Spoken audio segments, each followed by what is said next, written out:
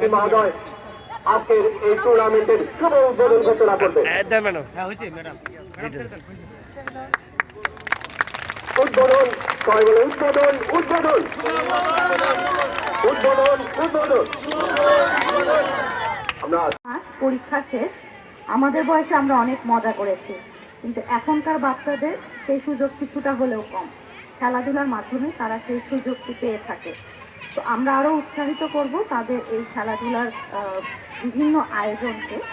সবাই মিলে যদি আমরা তাদেরকে উৎসাহ প্রদান করি, প্রাথমিক বিদ্যালয় থেকে পরবর্তী তারা জাতীয় পর্যায়ে এবং আন্তর্জাতিক পর্যায়েও খেলার সুযোগ পাবে এই লালমনিরহাট থেকে। আমরা সেই আশাবাদ রেখেই আজকের এই খেলা শুরু করছি। তো এই প্রাথমিক বিদ্যালয় গোল্ড কাপ ফুটবল টুর্নামেন্ট 2024 এই আয়োজনের পেছনে কারিগর হিসেবে যারা কাজ করছেন তাদের সবাইকে আন্তরিকভাবে ধন্যবাদ জানাতে চাই। আপনাদের সবার ঐকান্তিক প্রচেষ্টায় আমাদের এই আয়োজনটি সফল হবে এবং সম্মানিত জেলা প্রশাসক স্যার যদি খুব ব্যস্ততা না থাকে তাহলে সমাপনীতে আসবেন ইনশাল্লাহ।